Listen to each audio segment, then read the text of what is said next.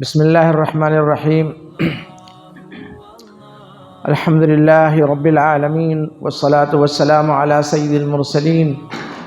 سيدنا إمامنا ونبينا ومولانا محمد وعلى آله وأصحابه وأزواجه وذرياته وأهل بيته وعلى من تبعهم بإحسان إلى يوم الدين. أعوذ بالله من الشيطان الرجيم. بسم الله الرحمن الرحيم. الله يجتبي إليه من يشاء ويهدي إليه من ينيب. صدق الله العظيم. بھائیو اور دوستو، یہ بہت مبارک مجلس ہے جس میں آپ تشریف فرما ہیں اور ہم سب یہاں پر آئے ہوئے ہیں، اس لیے کہ اس مجلس کی نسبت ایک مقدس اور عظیم کتاب کی طرف ہے، اس کے تکمیل حفظ کلام کی طرف ہے، اور یہ عظمت والی کتاب ہے، بہت مقدس کتاب ہے۔ یہ کتاب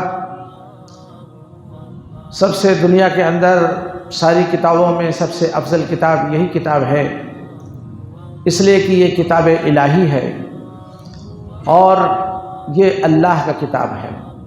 یہ اللہ کی کتاب ہے، اللہ کا کلام ہے۔ اور اس کتاب کی عظمت یہ ہے کہ لا یمسہ الا المطہرون، کہ ناپاک لوگ جو ہے اس کتاب کو چھو نہیں سکتے ہیں۔ اس کتاب کے پڑھنے میں بھی ثواب ہے اور اس کتاب کے سننے میں بھی ثواب ہے، اور اس کتاب کو پڑھا جائے، اس کی تلاوت کی جائے، اس میں بھی ثواب ہے، اور اس کتاب کی آیات پہ جو ہے غور کیا جائے، تدبر کیا جائے، فکر کیا جائے، اس کتاب کا مطالبہ ہے۔ تو اس کتاب کا مطالبہ ہے کہ اس کو پڑھا بھی جائے اور اس کے معنی پر غور کیا جائے۔ یہ وہ کتاب ہے جس کے ذریعے سے دین محمدی کی ابتدا ہوئی، شروعات ہوئی۔ وہ دین اسلام جو اللہ کے رسول صلی اللہ علیہ وسلم لے کر کے آئے، اس دین محمدی کی ابتدا اسی کتاب کے ذریعے سے ہوئی۔ یہ کتاب الہی کتاب ہے، آسمانی کتاب ہے، کسی انسان کی یہ تحریر نہیں ہے، جیسا کہ جو ہے مکے والے اور قریش مکہ کہا کرتے تھے رسول پاک صلی اللہ علیہ وسلم جب آپ اس کتاب کی آیات کی جو ہے تلاوت فرماتے تھے۔ کتاب کی تکمیل تو 23 سال تک کی مدت میں ہوئی۔ کچھ آیتوں اور کچھ سورتوں کا نزول مکہ مکرمہ میں ہوا، کچھ آیتوں اور سورتوں کا نزول مدینہ منورہ میں ہوا، غزوات میں ہوا، سفر کے جو ہے دوران ہوا، سفر سے واپسی کے دوران ہوا۔ مختلف مواقع ہیں جہاں پر جو ہے قرآن پاک کی آیتوں کا جو ہے نزول ہوتا تھا۔ مختلف مواقع میں ضرورت کے تحت اللہ کے رسول صلی اللہ علیہ وسلم کو طلب ہوتی، کوئی واقعہ جو ہے سامنے آتا اور کوئی معاملہ سامنے آتا، اللہ کے نبی پاک صلی اللہ علیہ وسلم پریشان ہو جاتے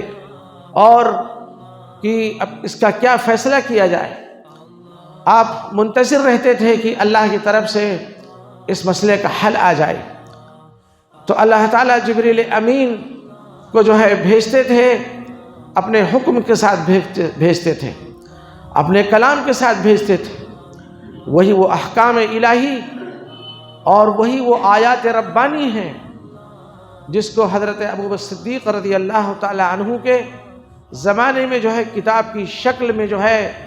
پیش کیا گیا، جو ہے امت مسلمہ کے لیے۔ یہ کتاب ہے وہ کتاب کہ جب اس کی آیتوں کا نزول ہوتا تھا تو اللہ کے رسول صلی اللہ علیہ وسلم فرماتے تھے بعض تو صورتیں مکمل نازل ہوئی ہیں، اور اکثر صورتوں کا حال یہ ہے کہ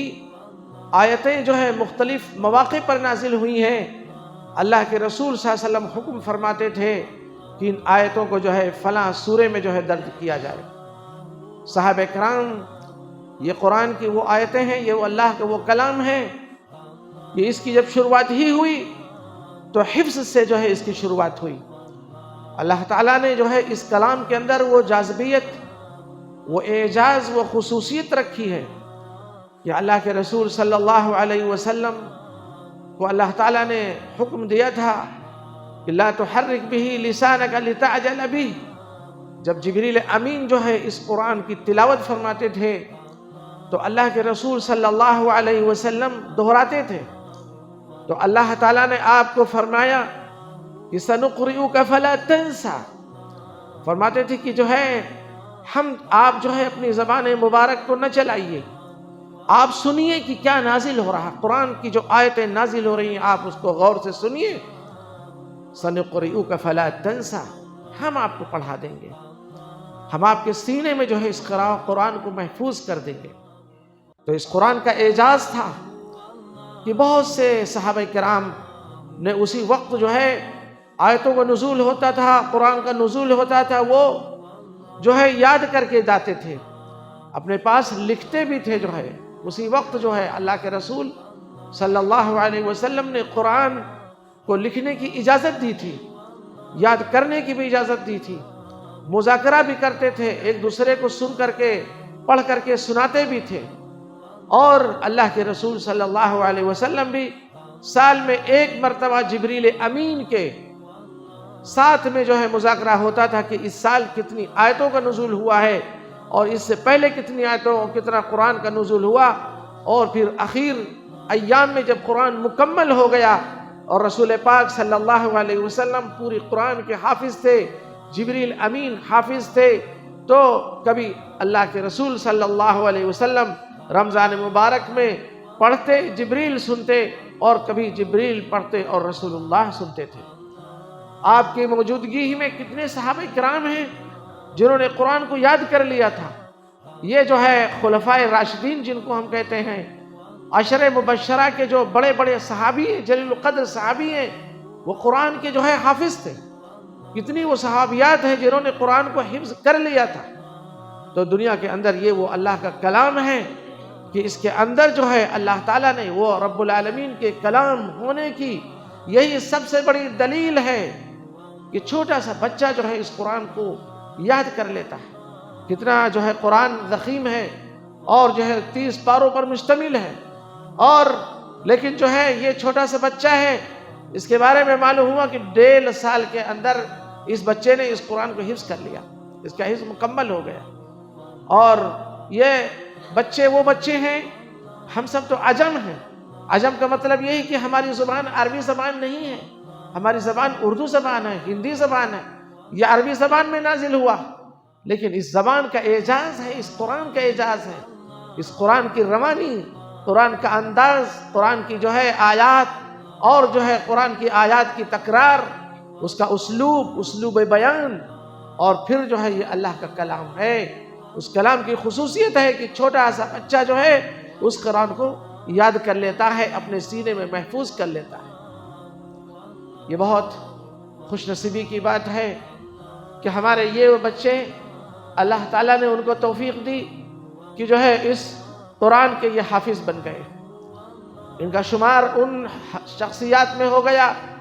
کہ جن کے ذریعے سے اللہ تعالیٰ قیامت تک جو ہے اس قرآن کی حفاظت کرے گا، اور جب اس قرآن کی حفاظت ہوگی تو یہ دین اسلام کی بھی حفاظت ہوگی۔ دین اسلام کی بنیاد یہ قرآن ہے، یہ اسلام کا دستور ہے، یہ رسول اللہ،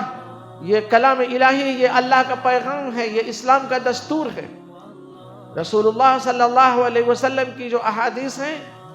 وہ اس دستور کی جو ہے تشریح ہیں، اس کی تفسیر ہیں۔ اس قرآن کے بہت سے ایسے الفاظ ہیں، آیتیں ہیں، بہت سی ایسی صورتیں ہیں کہ آپ پڑھتے جائیے، اس کے معنی کو سمجھتے جائیے، ایک آدمی جو ہے، ایک عام آدمی اگر وہ عربی داں ہے، عربی زبان کو وہ جانتا ہے، اسی لیے عربی زبان کا جو ہے پڑھنا ضروری ہے۔ عربی مدارس میں عربی زبان کو اس لیے پڑھایا جاتا ہے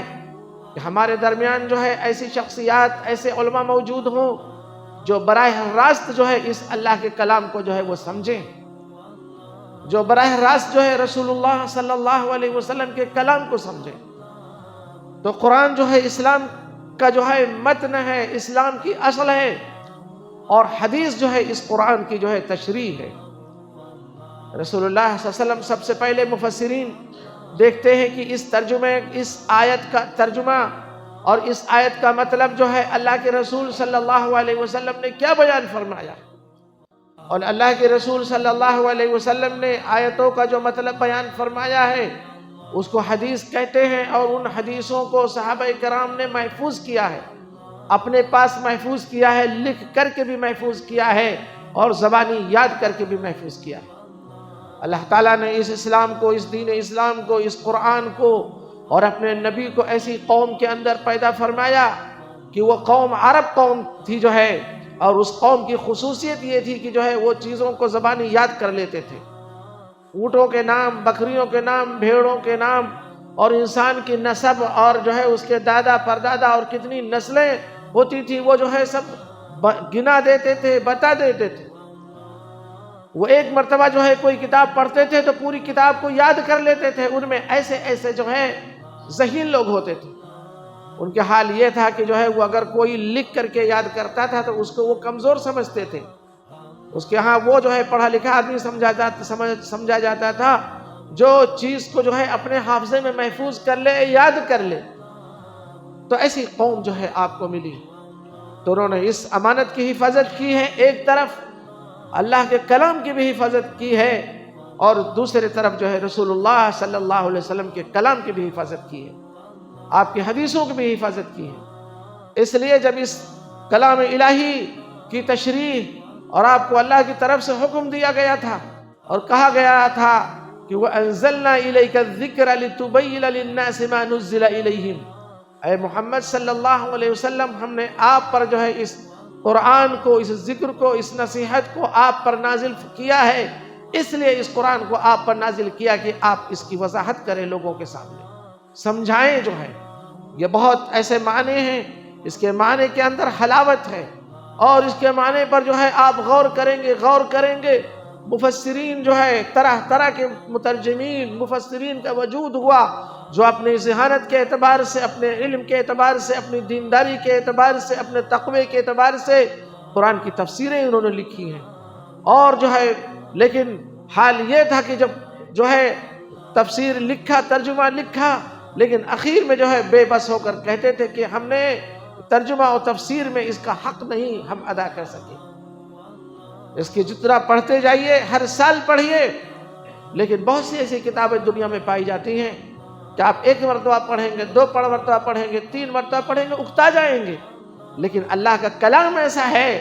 کہ اس کو آپ بار بار پڑھیں گے اور ایسا لگے گا آپ کو کہ ہم پہلی مرتبہ اس کو پڑھ رہے ہیں۔ اس کے اندر ایک حلاوت ہے، مٹھاس ہے، اس کے اندر ایک لذت ہے۔ تو اس لیے صحابہ کرام سب سے زیادہ ان کو قرآن پڑھنے کا شوق ہوتا تھا، قرآن پڑھتے تھے، راتوں میں جو ہے قرآن پڑھتے تھے، تہجد کی نماز میں قرآن پڑھتے تھے۔ اور ایسے ایسے صحابہ تھے جو ہے جن کی آواز جو ہے قرآن پڑھنے کی اتنی اچھی آواز ہوتی تھی کہ فرشتے جو ہے ان کے قرآن پڑھنے کو جو ہے آسمان سے اترتے تھے، اور اتر کر کے جو ہے وہ وہاں بیٹھے رہتے تھے، اور جو ہے وہ پڑھتے رہتے تھے، اور فرشتے جو ہے سنتے تھے، فرشتے سنتے تھے۔ قرآن کا پڑھنا اللہ کے رسول صلی اللہ علیہ وسلم کو بہت پسند تھا۔ جو اچھی آواز سے بعض صحابہ قرآن پڑھنے والے تھے، آپ ان سے کہتے کہ بھائی قرآن پڑھو اور مجھے سناؤ۔ وہ صحابی عرض کرتے یا رسول اللہ، یہ قرآن جو ہے آپ پر نازل ہوا اور جو ہے ہم آپ کو جو ہے پڑھیں آپ کے سامنے، آپ تو کہا نہیں، مجھے جو ہے اچھا لگتا ہے کہ کوئی پڑھے اور میں سنوں۔ اللہ کے نبی فرماتے تھے۔ اور تو اس لیے قرآن کے پڑھنے کے بارے میں فرمایا گیا کہ تغنوا بالقرآن، قرآن ایک اچھی آواز سے پڑھنے کی کوشش کرو، اس کے اندر ایک جاذبیت ہوتی ہے. ایسے ایسے قرآن پڑھنے والے ہیں، ایسے ائمہ ہیں، ایسے لوگ ہیں کہ آپ وہ قرآن پڑھتے ہیں تو دل کھینچتا ہے، مطلب اچھا لگتا ہے. اس قرآن کی کشش ہے کیونکہ یہ اللہ کا کلام ہے. اس کلام کو ایسا کلام لانے کی جب قرآن مکے والے کہنے لگے کہ یہ تو جو ہے محمد صلی اللہ علیہ وسلم جاتے ہیں کاہنوں کے پاس جاتے ہیں، راہبوں کے پاس جاتے ہیں، اور جو شعراء عرب ہیں ان کے پاس جاتے ہیں، کچھ اس یہاں سے لے لیا وہاں سے لے لیا، بہت بہت باتیں، بڑا بڑا الزام لگاتے تھے مکے کے اندر، اور کہتے تھے کہ یہ تو کیا ہے، یہ تو انہی کا کلام ہے، یہ تو انسانوں کا کلام ہے، گڑھا ہوا کلام ہے، یہ جو ہے کاہنوں سے اور پادریوں سے کچھ توریت کا کلام ہے، کچھ انجیل کا، کچھ یہاں سے لیا وہاں سے لیا. تو قرآن نے چیلنج کر دیا ان کو اور کہا کہ وَإِن كُنتُمْ اعوذ باللہ من الشیطان الرجیم، اللہ تعالیٰ نے فرمایا کہ وَإِن كُنتُمْ فِي رَيْبٍ مِّمَّا نَزَّلْنَا عَلَىٰ عَبْدِنَا فَأْتُوا بِسُورَةٍ مِّن مِّثْلِهِ وَادْعُوا شُهَدَاءَكُم مِّن دُونِ اللَّهِ إِن كُنتُمْ صَادِقِينَ. اللہ نے چیلنج کر دیا اور کہا کہ جو ہے ان سے کہو کہ اگر یہ کہتے ہیں کہ اللہ کے علاوہ کسی انسان کا یہ کلام ہے تو ایک سورہ بنا کر کے لے آئیں، ایک چھوٹی سورہ لے کر کے آئیں. اور یہاں تک کہ جو ہے قرآن نے چیلنج کیا کہ ایک آیت لے کر کے آئیں. بعض عربوں نے، بعض لوگوں نے لکھا ہے، مورخین نے کی بڑی کوشش کی، انہوں نے کوشش کی، کہنے لگے کہ سورہ جو الفیل ہے اس کے برابر، انہوں نے کہا کہ الفیل ملفیل لہو خرطوم طویل، یہ آیت بنانے کی کوشش کی. کیا معنی ہے اس کے اندر، کیا تنزیل کہ ہاتھی ہے اور ہاتھی کی جو ہے سونڈ لمبی ہوتی ہے، یہ لے کر کے آئے. کہا اس کی کیا ہے، قرآن کا ایک لفظ جو ہے اپنے اندر معنی رکھتا ہے. ہاتھی ہے، ٹھیک ہاتھی ہے، اس کے سونڈ لمبی ہے، کیا معنی ہے اس ہاتھی کے اندر؟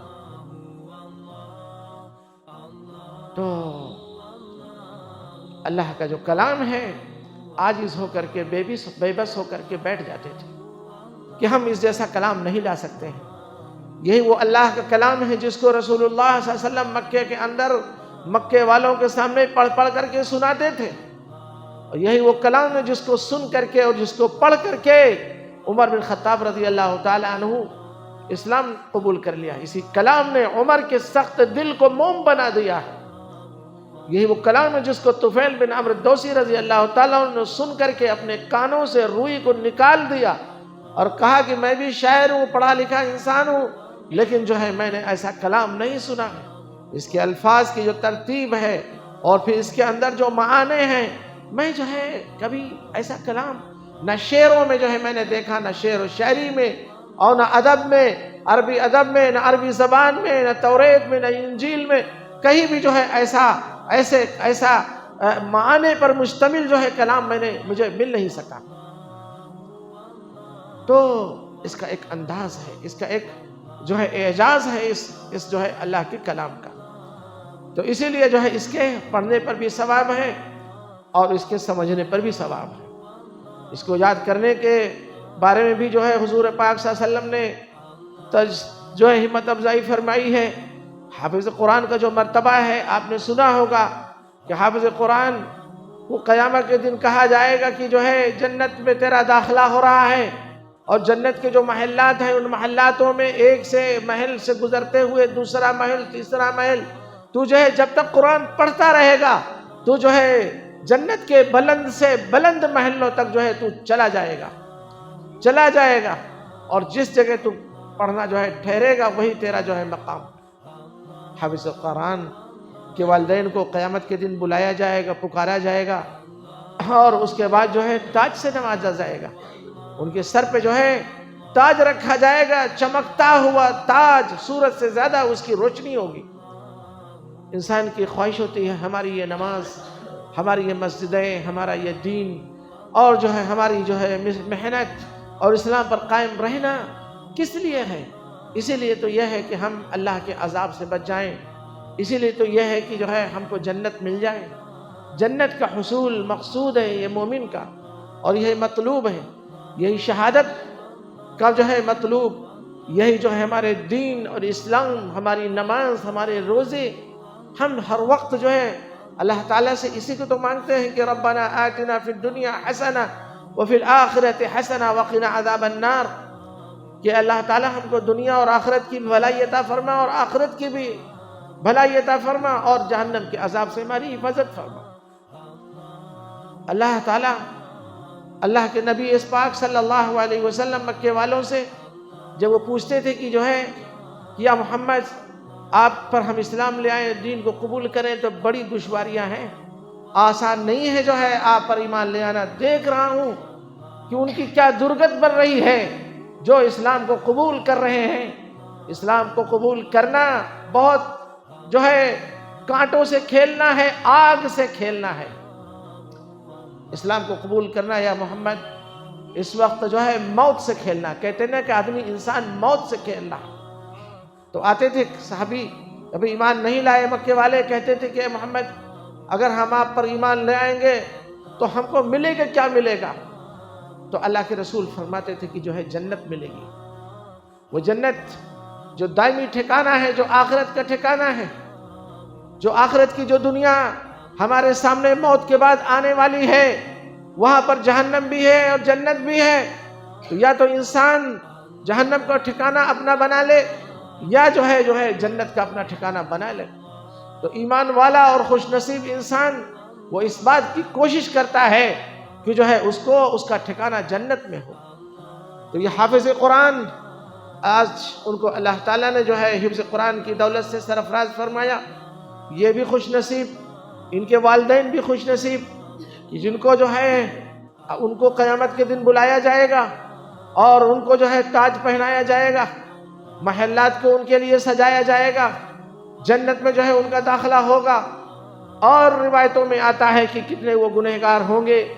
جن کے بارے میں یہ بچہ یہ حافظ قرآن سفارش کرے گا، اللہ تعالیٰ اس کی سفارش سے جو ہے ان کو بھی جو ہے جنت نصیب فرمائے گا۔ تو یہ بہت جو ہے قسمت کی بات ہے اور بڑی سعادت کی بات ہے، اور اللہ کی بارگاہ میں بہت سجدہ شکر جو ہے بجا لانے کی بات ہے کہ بچہ جو ہے یہ حافظ قرآن ہو گیا۔ کتنے ایسے والدین ہیں جن کی تمنا ہوتی ہے، کوشش ہوتی ہے، وہ محنت کرتے ہیں، کوشش کرتے ہیں، اور بسا اوقات بچہ بھی محنت کرتا ہے اور لیکن وہ حافظ نہیں ہو پاتا۔ بچہ جو ہے شرارت کرتا ہے، چھوڑ دیتا ہے، آدمی تھک جاتا ہے، اس کی قسمت میں نہیں ہے، اور والدین بیچارے تمنا لے کر کے چلے جاتے ہیں دنیا سے کہ اس کا بچہ کوئی حافظ قرآن نہیں ہو سکا۔ لیکن اللہ تعالیٰ ان کی تمناؤں پر بھی جو ہے ثواب دیں گے، اور جو بچہ محنت کر رہا ہے، کوشش کر رہا ہے، جان بوجھ کر وہ حفظ کلام پاک کو نہیں چھوڑ رہا ہے، تو اللہ تعالیٰ اس کو بھی جو ہے حافظ قرآن کا ثواب دیں گے انشاءاللہ۔ اللہ تعالیٰ نے فرمایا کہ ایک وہ شخص ہے جو قرآن کو فر پڑھتا ہے۔ اللہ کے نبی پاک صلی اللہ علیہ وسلم نے فرمایا کہ ایک وہ انسان ہے جو قرآن کو فر پڑھتا ہے، اور لیکن ایک وہ بھی انسان، کچھ ہمارے اللہ کے ایسے بندے ہیں، ایسے ایمان والے ہیں جو قرآن کو روانی کے ساتھ نہیں پڑھ سکتے ہیں، لیکن اس کو آہستہ آہستہ پڑھتے ہیں۔ ان کو شوق ہے کہ ہم بڑھاپے میں قرآن پڑھیں، ہم نے جوانی میں نہیں پڑھا، بچپن میں نہیں پڑھ سکے، کوئی پڑھانے والا نہ ملا، یا غفلت میں ہماری یہ عمر کا بڑا حصہ گزر گیا، اور اب وہ جو ہے کسی حافظ و عالم کے پاس قرآن کو پڑھتے ہیں، سیکھتے ہیں، اور اٹک کر کے پڑھتے ہیں۔ حضور نے فرمایا کہ جو اٹک کے قرآن پڑھتا ہے لیکن وہ لگا رہتا ہے، وہ تھکتا نہیں ہے، ہاری نہیں مانتا ہے، شکست نہیں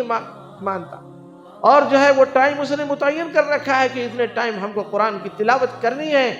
اور جو ہے وہ بیچارہ لگا ہوا ہے، 1 گھنٹہ سے پڑھ رہا ہے اور اٹک کے پڑھ رہا ہے، تو اللہ کے رسول صلی اللہ علیہ وسلم فرماتے ہیں کہ اس کو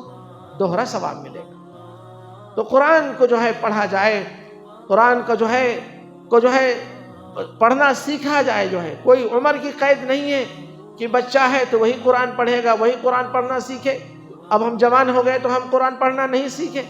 قرآن، بہت سے ایسے لوگ ہیں جو قرآن پڑھے ہوئے ہیں لیکن ان کا تلفظ درست نہیں ہے،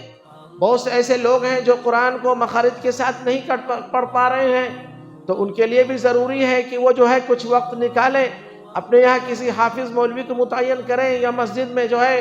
حلقے قرآن میں جائیں اور مسجد میں جا کر کے جو ہے وہاں کے امام سے، حافظ سے سیکھیں، قرآن سے جو ہے اپنے وقت کو قرآن کے لیے دیں۔ جو ہے یہ جو ہے ان کا اپنا وقت قرآن کے لیے نکالنا، ان کے وہ سیکھنا، قرآن سے عشق کرنا، قرآن سے محبت کرنا، یہ قرآن جو ہے قیامت کے دن جو ہے ان کا سفارشی بنے گا۔ یہ ہو سکتا ہے کہ یہی وہ قرآن کی محبت، اس کے سیکھنے کی محنت اور قرآن سے جو ہے اس کا لگاؤ جو ہے، یہی جو ہے ان کے جنت میں جو ہے جانے کا سبب بنے۔ قرآن کے بارے میں کہا جاتا ہے کہ جو قرآن کو پڑھے، تلاوت کرے اور ساتھ ساتھ جو ہے قرآن کے معنی پر بھی غور کرے۔ قرآن اس لیے نہیں نازل ہوا تھا کہ صرف ہم اس کو یاد کر کے نماز پڑھ لیں، قرآن اس لیے صرف نہیں نازل ہوا کہ ہمارے بچے حافظ ہو جائیں۔ قرآن تو یہ دستور نامہ ہے، یہ ہدایت نامہ ہے، اس کو دستور نامہ، ہدایت نامہ اور ذکر فرمایا ہے، نصیحت نامہ فرمایا ہے۔ کہیں پر اس کو موعظہ کہا گیا ہے، کہیں پر اس کو ہدا کہا گیا ہے، ہدی للناس، موعظۃ للناس ہدی۔ اللہ تعالیٰ نے فرمایا کہ جو ہے وَنُنَزِّلُ مِنَ الْقُرْآنِ مَا هُوَ شِفَاءٌ وَرَحْمَةٌ لِّلْمُؤْمِنِينَ۔ اللہ نے فرمایا کہ اے لوگو، ہم اس قرآن کو نازل کر رہے ہیں، اس قرآن کے اندر بھی جو ہے شفا بھی ہے، قرآن رحمت بھی ہے اہل ایمان کے لیے۔ شفا جو ہے، بیمار ہو گئے، پھونک دیا، کچھ پڑھ لیا، کچھ آیتیں آپ نے پڑھ لی، اپنے اوپر دم کر لیا، تو فرمایا اس میں جسم کی اور بیماری کی بھی شفا ہے، اور اس کے اندر جو ہے سب سے بڑی جو دل کی بیماری ہے، گناہوں کی جو عادت پڑی ہوئی ہے، اور جو انسان غافل ہے، جو ہے اللہ سے غافل ہے، دین سے غافل ہے اور گناہوں کے دلدل میں ڈوبا ہوا ہے، اگر وہ سچے اور پاک دل سے قرآن کو پڑھتا ہے، اس کے معنی پر غور کرتا ہے، تو یہ قرآن اس کو گناہوں سے نکال کر کے اس کو پاک و صاف بنائے گا۔ اللہ تعالیٰ نے فرمایا کہ شفاء لما فی الصدور، صدور فرمایا سینے، دل کی بیماری، دماغ کی بیماری، دماغ کا خناس ہے، گناہ کرنے کی جو دل کے اندر لذت ہے، ناجائز کام کرنے کی دل کے اندر جو شوق ہوتا ہے، اور جو ہے گناہوں میں جو ہے لت پت انسان، اس کا دل جو ہے گنہگار ہے، مذنب ہے، بہت جو ہے گناہوں میں ڈوبا ہوا ہے، اس کا نظریہ جو ہے گندا، اس کی سوچ گندی ہے، اس کی فکر گندی ہے، اس کی فکر اسلامی نہیں ہے، ایمانی نہیں ہے، دینی نہیں ہے، تو اس قرآن کو پڑھے تو وہ دیندار بنے گا۔ اور اس قرآن کو پڑھے اس کی عظمت کا لحاظ کرتے ہوئے، محبت کرتے ہوئے، اللہ کی طرف متوجہ ہو کر کے جو اس قرآن کو پڑھے گا، قرآن اس کے لیے شفا بھی ہے، رحمت بھی ہے۔ ورنہ فرمایا گیا کہ بہت سے ایسے لوگ ہیں جو قرآن کو پڑھیں گے وہ گمراہ ہوں گے۔ کون لوگ گمراہ ہوں گے؟ جو قرآن کی آیات پر ایمان نہیں رکھیں گے، عقیدہ نہیں رکھیں گے، بغیر عقیدے، بغیر ایمان کے صرف ایسے قرآن کو پڑھ لیں، جان بوجھ کر کے قرآن کا مذاق اڑانے کے لیے عقیدت اور احترام سے نہیں پڑھیں گے، تو پھر جو ہے وہ اور گمراہی میں بھٹکتے چلے جائیں گے، وہ قرآن کی برائی کرتے رہیں گے اور وہ گناہوں کے دلدل میں پھنستے چلے جائیں گے۔ اسی کو حضرت عمر رضی اللہ عنہ نے فرمایا کہ یضل بہ کثیرا ویہدی بہ کثیرا، اس کے ذریعے سے بہت گمراہ بھی ہوں گے جو اس کا انکار کریں گے، قرآن کو پڑھ کر کے اور قرآن کو نہ مانیں، وہ گمراہ ہوں گے، اور جو قرآن کو پڑھیں گے نیک دل کے ساتھ، اللہ تعالیٰ ان کو ہدایت نصیب فرمائے۔ اس لیے میں نے یہ آیت کریمہ پڑھی ہے، اس قرآن کی آیت ہے۔ اللہ فرماتے ہیں کہ اللہ فرماتے ہیں کہ اللہ یستفی، اللہ تعالیٰ اللہ یجتبی لمن یشاء، اللہ یجتبی لمن یشاء ویہدی الیہ من ینیب، کہ اللہ تعالیٰ نے فرمایا کہ اللہ تعالیٰ جس کو چاہتے ہیں پیغمبر بنا دیتے ہیں، نبی بنا دیتے ہیں، اور اس کے بعد فرمایا کہ جو ہے وَيَهْدِي إِلَيْهِ مَن يُنِيبُ، اور اللہ نے فرمایا کہ اللہ اس کو ہدایت دیتے ہیں جو اللہ کی طرف جھکتا ہے۔ ہر آدمی کو نہیں جو ہدایت ملتی، جو اپنے مست ہے جو ہے اپنی دنیاوی زندگی میں، گناہوں میں اور جو ہے برے کاموں میں، نماز چھوڑ رہا ہے تو چھوڑ رہا ہے، روزہ چھوڑ رہا ہے تو چھوڑ رہا ہے، برے لوگوں کے ساتھ پڑا ہے تو پڑا ہے، اور اس کو دھیان نہیں ہے، نہ اللہ کا دھیان ہے، نہ دین کا دھیان ہے، نہ وہ تقریریں سن رہا ہے، نہ تقریر میں جو بات کہی جا رہی ہے اس کی طرف وہ دھیان دے رہا ہے، نہ ان مدرسوں کو دیکھتا ہے، نہ ان بچوں کو دیکھتا ہے، نہ اس کی طرف جھانکتا ہے، بلکہ وہ مست ہے دنیا داروں کے ساتھ میں، گنہگاروں کے ساتھ میں، گندے لوگوں کے ساتھ میں، تو وہ گندگیوں کی دلدل میں جو ہے پھنستا چلا جاتا ہے۔ اللہ تعالیٰ نے فرمایا کہ وَيَهْدِي إِلَيْهِ مَن يُنِيبُ، کہ جو اللہ کی طرف جھکے گا تو اللہ تعالیٰ لپک کر کے جو ہے اس کو جو ہے اٹھا لیں گے، اور جو اکڑے گا جو ہے اور مست رہے گا جو ہے اپنی خواہشات کے پیچھے بھاگتا رہے گا، بھاگتا رہے گا، اکڑتا رہے گا تو اللہ تعالیٰ اس کے لیے بھی رسی کو ڈھیل کرتے ہیں، اور پھر جو ہے اسی گناہوں کی دلدل میں جو ہے وہ اس کی موت آئے گی، اس کا خاتمہ ہوگا۔ اسی لیے کہا گیا کہ اہدنا الصراط المستقیم، بار بار جو ہے انسان دعا کرتا ہے کہ اے اللہ ہم کو راہ راست پر اور صراط مستقیم پر قائم رکھیے گا، ثابت قدم رہے انسان، یہ اس کی خوبی ہے، دین پر قائم رہنا، ثابت قدم رہنا۔ یہ کتنے بھی مسائل آ جائیں، ایک صحابی آئے، انہوں نے عرض کیا یا رسول اللہ ایک ایسی بات آپ بتائیے یا نبی یا رسول اللہ کہ میں کسی اور سے نہ پوچھوں جو ہے، تو آپ نے فرمایا کہ قل آمنت باللہ ثم استقم، آپ نے فرمایا کہ کہو کہ میں اللہ پر ایمان لے آیا اور پھر اس پر تم جم جاؤ، یعنی جو ہے ایمان پر، دین پر، اسلام پر جس کو تم نے جو ہے قبول کر لیا ہے اس پر جو ہے تم جمو۔ ایسے نہ ہو کہ گھر کے گھریلو حالات کی بنیاد پر، گھریلو جو ہے مشاکل و پریشانیوں کی بنیاد پر، یہ زندگی کے اندر بہت سی پریشانیاں آتی ہیں، خاندانی پریشانیاں آتی ہیں، پیسے کی پریشانی آتی ہے، بھوک کی پریشانی آتی ہے، روزی کی پریشانی آتی ہے، کاروبار کی پریشانی آتی ہے، محلے کی پریشانی آتی ہے، پڑوسیوں کی طرف سے آتی ہے، رشتہ داروں کی طرف سے آتی ہے، ملک کی طرف سے پریشانی آتی ہے، حالات برے ہو جاتے ہیں مسلمانوں کے لیے، تنگ ہو جاتے ہیں، اسلام پر قائم رہنا مشکل ہوتا ہے۔ اسی لیے حضور پاک صلی اللہ علیہ وسلم نے فرمایا کہ قل آمنت باللہ ثم استقم، ایمان پر قائم رہنا ہے، ثابت قدم رہنا ہے۔ وہ مکے والے تھے، اگر وہ پھسل جاتے، جو ایمان لاتے تھے تو ان کو مارا جاتا تھا، ستایا جاتا تھا، قید و بند کی وہ صعوبتوں مشقتوں کو اٹھاتے تھے، ان کو گھسیٹا جاتا تھا ریتوں میں، ان کو مار دیا جاتا تھا۔ اللہ کے رسول صلی اللہ علیہ وسلم ان کے سامنے سے گزرتے تھے اور کہتے تھے کہ صبراً آل یاسر فإن موعدکم الجنہ۔ اللہ کے نبی صلی اللہ علیہ وسلم مکے میں جب دعوت دی تو بہت سے لوگوں نے اسلام قبول کیا۔ حضرت عمار رضی اللہ تعالی عنہ، آپ کے والد یاسر، آپ کی والدہ سمیہ رضی اللہ عنہا، یہ جو ہے بیٹا، ماں باپ اور بیٹا، یہ تین افراد پر مشتمل، ان کو جو ہے مکے والے باندھ کر کے مارتے تھے، اور ان کی حضرت عمار کی ماں جو ہے سمیہ کو ابو جہل نے ایسی برچھی مارا کہ وہ اسی وقت شہید ہو گئی۔ اللہ کے رسول پاک صلی اللہ علیہ وسلم گزرے تو یہی فرماتے تھے کہ صبر آل یاسر فإن موعدکم الجنہ، اے یاسر کے اولاد، اے یاسر کے خاندان والو، صبر کرو اور تمہارے لیے جنت کا وعدہ ہے۔ تو جنت کے وہ انتظار میں رہتے تھے، صحابہ کرام جنت کے انتظار میں رہتے تھے۔ حضور نے فرمایا کہ الجنت تحت ظلال السیوف، اللہ کے نبی میں غزوہ احد کے اندر، غزوہ بدر کے اندر، اعلان جہاد کے اندر فرماتے تھے کہ اے لوگوں، جنت جو ہے تلواروں کے سائے میں ہے، شہادت ملے گی۔ پوچھتے تھے یا رسول اللہ شہید ہوں گے تو کیا ملے گا؟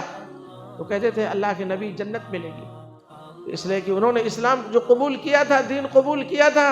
اس لیے قبول کیا تھا کہ جنت ملے اور ان کی زندگی کامیاب ہو جائے۔ اس لیے ایسے ایسے صحابہ کے واقعات کو آپ دیکھیں گے، بہت سے غیر مسلم جو ہے ایمان لے آئے صحابہ کے کلمہ، صحابہ کے اس لفظ کی بنیاد پر کہ اس کو مارا گیا، اس کو پھانسی دی گئی، تلوار پڑی اس کی گردن پر، جو ہے اس کی جان جا رہی ہے، اور وہ کہتے ہیں کہ فزت رب الکعبہ، کعبہ کے رب کی قسم جو ہے میں کامیاب ہو گیا، اس لیے کہ میری تمنا تھی کہ جو ہے اللہ کے راستے میں مجھے شہادت ملے اور میں اللہ کے راستے میں مارا جاؤں۔ الحمدللہ میں اللہ کے راستے میں جو ہے میں مارا جا رہا ہوں، شہید ہو رہا ہوں اور مجھے جنت مل رہی ہے، میں کامیاب ہو گئی۔ تو اس مشرک نے جس نے مارا تھا جو ہے تلوار سے اور آپ کو قتل کیا تھا، شہید کیا تھا، اس نے بعد میں پوچھا کہ بھائی جان جا رہی ہے، دنیا ان کی ختم ہو رہی ہے، اور کہتے ہیں کہ میں تو کامیاب ہو گیا، یہ کیا کامیابی ہے؟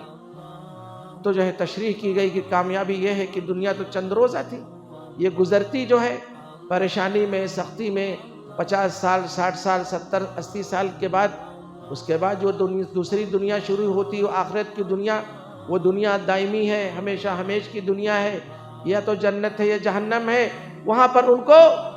جنت مل رہی ہے، جس کو انہوں نے کہا کہ کعبہ کے رب کی قسم میں کامیاب ہو گیا۔ تو یہ میرے بھائی اور دوستو، یہ ہمارے بچے جو حفظ پڑھ رہے ہیں، اور یہ اساتذہ جو ہے یہ خدمت کر رہے ہیں، یہ فیض ہے اس مدرسہ شرافت العلوم کا، اور یہ فیض ہے ان تمام مدارس اسلامیہ کے جو ہندوستان کے اندر پھیلے ہوئے ہیں۔ یہ جو ہے اس مدرسے کی ذمہ دار جو رسید لے کر کے آپ کی دکانوں پہ جاتے ہیں اور آپ کی دکانوں پہ کھڑے ہوتے ہیں، گلیوں میں کوچوں میں جا کر کے، اور مدرسے کی تعمیر کر کے، مدرسے کے بچوں کو لا کر کے ان کے کھانے پینے کے بھی نظم کرتے ہیں، ان کے پڑھنے کی بھی نظم کرتے ہیں۔ اس مدرسے کے وجود سے آج یہ حفاظ قرآن جو ہے ہمارے سامنے نظر آ رہے ہیں۔ یہ اس سال جو ہے اتنے بچوں نے جو ہے حفظ قرآن ان کا مکمل ہوا، اور تمام جو ہمارے مدرسے پھیلے ہوئے ہیں۔ اللہ کا بڑا شکر ہے کہ اس ملک کے اندر جو ہے ہمارے علماء نے جو ہے ایک ترتیب جو ہے قائم کی ہے مدارس کی، اپنے اپنے سطح پر جو ہے ہر مدرسہ کام کر رہا ہے، وہاں پر جو ہے حفاظ کی ایک کھیپ کی کھیپ نکل رہی ہے، اور علماء کی جو ہے کھیپ کی کھیپ نکل رہی ہے، اور کروڑوں کی تعداد میں اس ملک کے اندر جو مسلمان رہ رہے ہیں ان کے دین اور ان کے ایمان کی وہ حفاظت کے ذریعہ بن رہے ہیں، ان کو دین بتا رہے ہیں، سمجھا رہے ہیں۔ اور مسلم معاشرے کے اندر، ہماری سوسائٹی کے اندر یہ جو ہے طالبان علوم نبوت، یہ وارثین انبیاء، یہ قرآن پاک کے محافظ ہیں، جن کو یہ مدارس جو ہے پیدا کر کے امت کو دے رہے ہیں۔ اس لیے اس بات کی کوشش کی جا رہی ہے کہ ان مدرسوں کو ختم کر دیا جائے، ان کو کسی بورڈ سے الحاق ان کا کرا دیا جائے، اور جو ان سے کیا فائدہ پہنچے گا، اور یہ حافظ ہو کر کے کیا کریں گے؟ یہ حافظ ہو کر کے جو ہے اس قرآن کی حفاظت کریں گے، جس کی حفاظت انبیاء نے کی ہے، نبی نے کی ہے، صحابہ نے کی ہے، شہداء نے کی ہے، اولیاء نے کی ہے۔ یہ اللہ کا کلام پڑھیں گے، اس کی حفاظت کریں گے، اس عمل سے بڑھ کر کے اور کون عمل ہو سکتا ہے؟ ان کے کھانے کی پریشانی نہیں ہوگی۔ اللہ والے، یہ مسلمان امت اسلامیہ کی ذمہ داری ہے کہ ان پر وہ خرچ کریں، ان کا لحاظ کریں، اور ان کا کام یہ ہے کہ یہ قرآن کو یاد رکھیں اور قرآن جو ہے دوسروں تک پہنچائیں، پڑھ کر کے پہنچائیں، اور جو ہے ان کو دوسروں کو جو ہے یاد کریں اور ان کو پڑھائیں۔ ہم کو اچھے حفاظ کی ضرورت ہے، ہم کو اچھے ناظرہ خوان کی ضرورت ہے۔ کتنی بڑی بڑی بستیاں ہیں، ان بستیوں میں جو ہے امام کو تلاش کیا جاتا ہے، امام نہیں ملتے ہیں، اور ان کو جو ہے قرآن بچوں کو مکتب میں پڑھانے والے، ہم کو استاد چاہیے، وہ استاد نہیں ملتے۔ اگر یہ مکتب میں کام کرنے والے اور یہ مدرسوں میں کام کرنے والے ہمارے جو ہے یہ جو اساتذہ ہیں، اگر انہوں نے یہ کام نہ کیا اور چھوڑ دیا تو پھر جو ہے جہالت ہوگی، اور پھر جو ہے قرآن کے نہ پڑھانے والے ملیں گے اور نہ قرآن کے پڑھنے والے ملیں گے۔ تو یہ بہت مبارک عمل ہے۔ حفاظ کی ایک ذمہ داری بھی ہے کہ جو ہے، اور والدین کی بھی ذمہ داری ہے کہ اپنے بچے کو اس کے حفظ کی حفاظت کی جائے، اس لیے کہ اللہ کے رسول صلی اللہ علیہ وسلم نے فرمایا کہ جتنی آسانی کے ساتھ قرآن جو ہے انسان قرآن کا حافظ ہو جاتا ہے، قرآن کے سینے میں آ جاتا ہے، اتنی جلدی جو ہے یہ قرآن چلا بھی جاتا ہے۔ کتنے آپ کو حافظ ملیں گے جنہوں نے اپنے حفظ کو باقی نہیں رکھا، اور باقی رکھنے کی محنت نہیں کی، پابندی نہیں کی، اس لائن کو نہیں پکڑے رہے جس لائن میں رہ کر کے وہ اپنے حفظ کو، اپنے قرآن کے حفظ کو جو ہے مکمل رکھ سکتے تھے، محفوظ رکھ سکتے تھے۔ آج جو ہے وہ حافظ، ان کا حفظ ختم ہو گیا۔ تو اس لیے ذمہ داری ہے والدین کی کہ اپنے بچوں کی نگرانی رکھیں، ان کو ایسے آگے پڑھائیں، عالمیت ان کو کرائیں، اور عربی درجات میں ان کا داخلہ کرائیں، اور جو ہے ان کی تعلیم کو اور آگے بڑھائیں، ورنہ جو ہے ایسے کام میں ان کو لگائیں کہ جہاں پر جو ہے ان کا حفظ جو ہے برقرار رہے۔ اس لیے اللہ کے رسول صلی اللہ علیہ وسلم نے فرمایا کہ تعاہدوا ھذا القرآن فوالذی نفس محمد بیدہ لہو اشد تفلتا من الابل فی عنقها۔ حضور نے فرمایا کہ اے لوگو، اے حفاظ قرآن، تم جو ہے قرآن کی کثرت سے تلاوت کرو، ہر روزانہ ایک پارہ پڑھو، آدھا پارہ پڑھو، اور جو ہے اہتمام کرو کہ مہینے میں جو ہے تمہارا قرآن ختم ہو جائے۔ دور کرو، دہراتے رہو، پڑھتے رہو۔ دکان میں بھی ہو، تم تجارت بھی کر رہے ہو، تم نوکری بھی کر رہے ہو، تو ایک وقت جو ہے متعین کرنا چاہیے حفاظ قرآن کو کہ وہاں پر جو ہے وہ روزانہ قرآن کو دہرائیں، قرآن کو پڑھیں، تاکہ یہ ان کا حفظ جو ہے برقرار رہے۔ تو اس کی حفاظت کی بھی جو ہے یہ ذمہ داری ہے۔